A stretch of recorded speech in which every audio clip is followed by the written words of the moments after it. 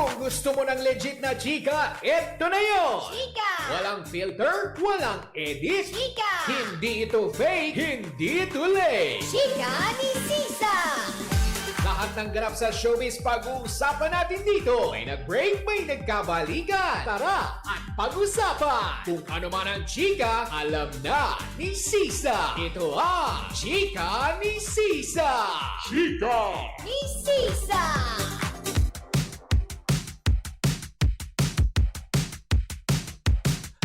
Isang maganda.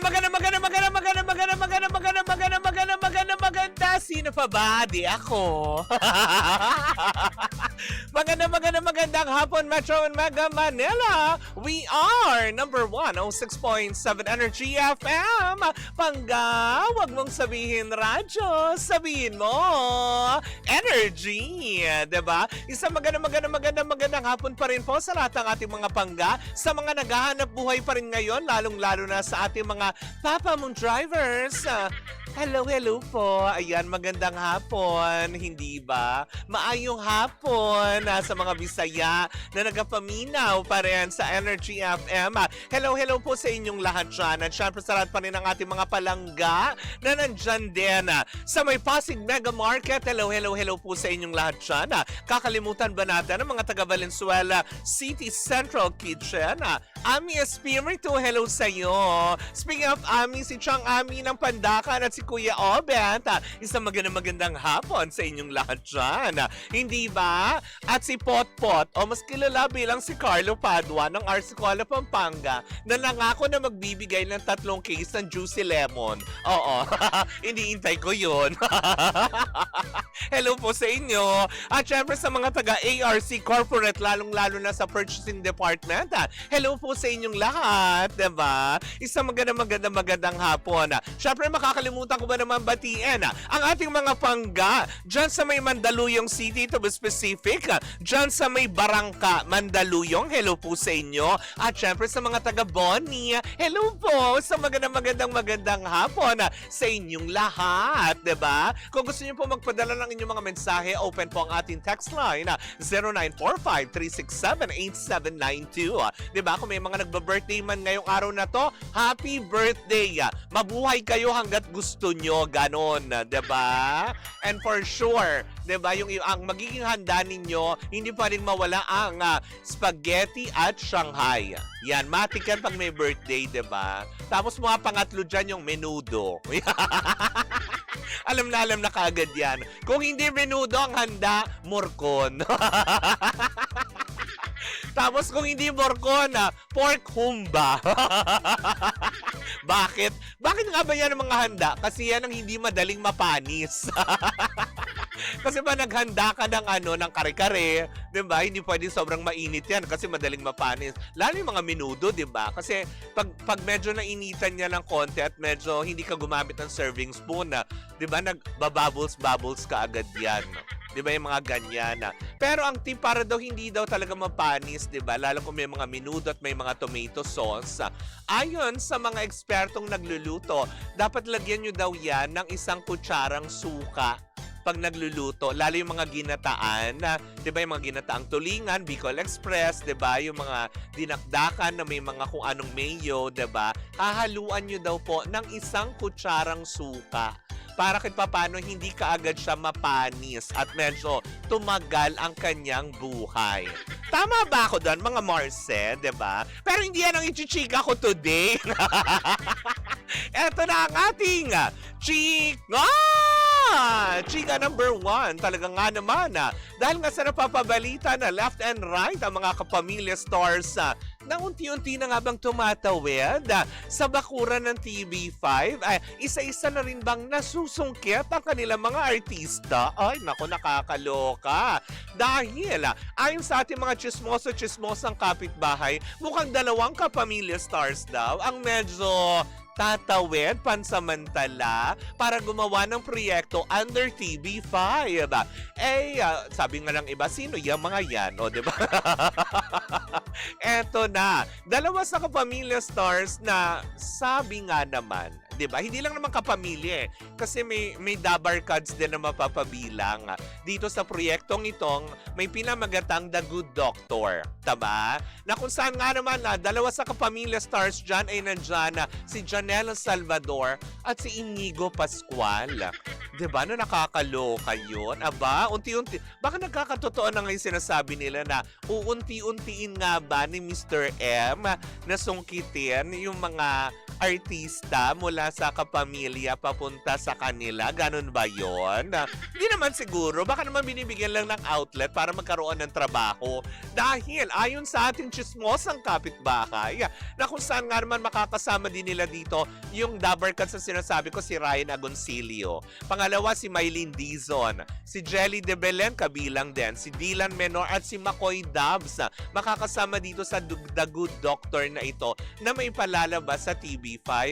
Pero kasi, diba, kung talaga maglilipatan, oo nga naman, kasi hindi nga lang natuloy eh. Si Inigo ngayon, tuloy yung project, makakasama si Janelle Salvador sa The Good Doctor sa TV5. Pero kasi yung tatay ni Inigo, si Piolo, supposedly, may gagawin talagang teleserye, yung The Kingdom, diba, na naudlot. 'Di ba? Dahil nga sa hindi kinaya ang budget kasi nga medyo tight na ang production camerat. Kaya daw medyo pinagpaliban na ito nga din sana yung comeback project ni Derek Ramsey sa TV5 na kung saan nga naman makakatambal niya dito si Piolo Pascual. Kaya lang, due to lack of funding, ay mukhang muna, 'di ba? Na parang teka sandali, wait lang muna ha kasi 'di ba may gastos tayo kay Andrea Brillantes at Enrique Hill, yung The Secret of Prague, 'di ba? Na kailan ba ipalalabas 'yun? Pinapalabas na ba? Mag-comment nga kayo, 'di ba? Nang bongga kung hindi pa 'to pinalalabas. 'Di ba? Ilan ng teleserye ang pinalabas ng ABS-CBN, nagpalit-palit na sila. Nawala na si Cardo, napunta na kay Tanggol. Hindi ba? Na kung saan nga naman halos lahat daw itatapat nga daw dito sa mga ABS-CBN show. Pero hanggang ngayon, wala pa din. 'Di ba? Pero ito nga naman, 'di ba? Kung maraming inihahain ang TV5, pero sana, 'di ba, ipalabas na kasi yung katulad nga The Secret of Prague, My Best Friend Eman, kung saan si JM De Guzman tsaka Shaina Magdayaw yun, if I'm not mistaken, di ba, na naka-line up din. Tapos eto na naman yung The Good Doctor. Hala, ipalabas yun na, B. Kasi di ba second quarter na ng taon. Kailan malalabas yan? Paglabas din ni Jose Marichan sa September, gano? Ano to, Christmas special? Gano? Emela. Charot-charot lang yun. Pero yun na nga, diba, na parang sana lang talaga na magtuloy-tuloy na itong proyekto. Yung about naman doon sa usapin na pagtawid ng ibang mga kapamilya stars, wala naman na sigurong masama kung sakaling tumanggap sila ng trabaho sa ibang network. Kasi kung hindi naman din sila mabibigyan ng proyekto doon sa network na kinabibilangan nila, might as well, alam mo kinaganda nga ngayon sa kanilang sistema, di ba? Open na silang magtrabaho. Parang kung saan may mag-alok sa kanila. Hindi na issue, hindi kagaya dati na hindi, pag exclusive ka ng ABS ka lang.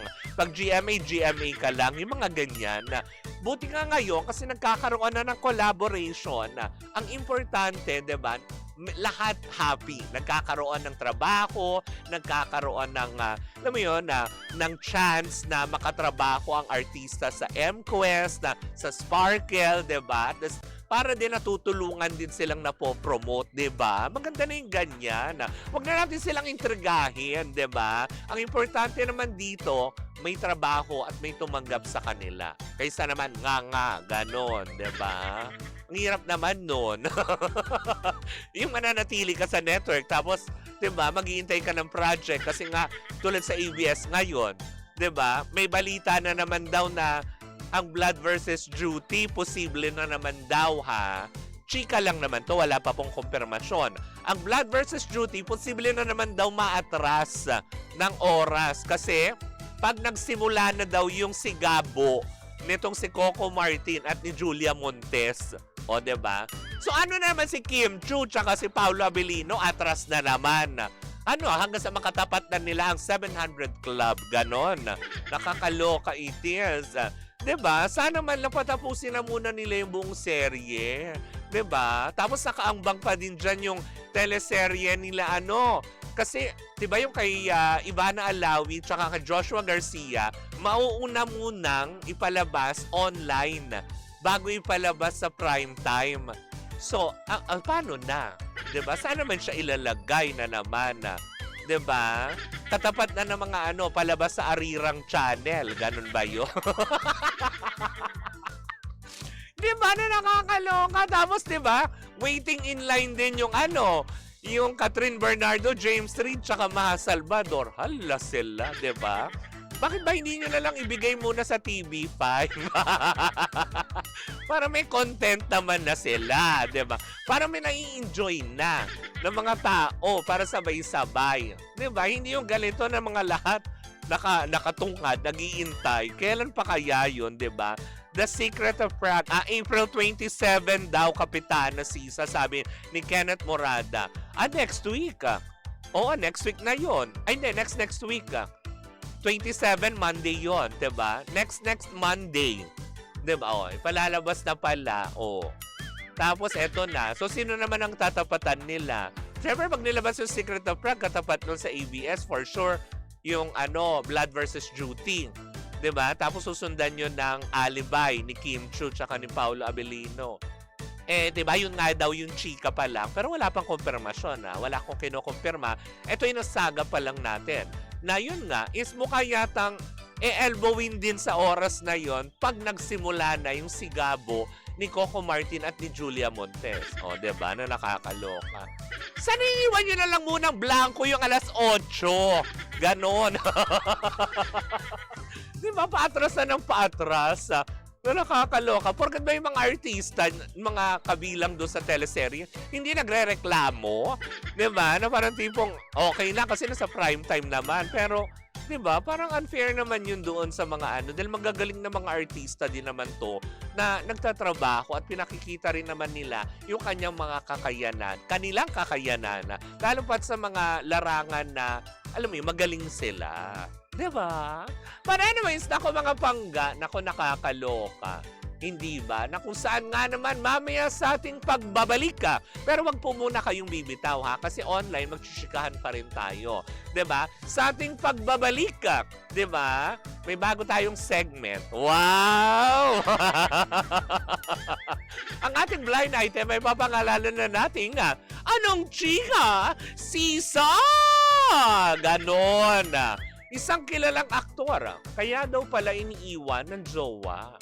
Kasi habit na daw ang manakit. Ay, sino yan? Sa ating pagbabalik, sama-sama natin pakatutukan yan. Dito yan sa Chika ni Sisa. Woo, woo, woo, woo, woo! At tuloy-tuloy pa rin po ang ating tugtugan. Dito po lamang yan sa number 106.7 Energy FM. Pangga, wag mong sabihin radyo, sabihin mo Energy.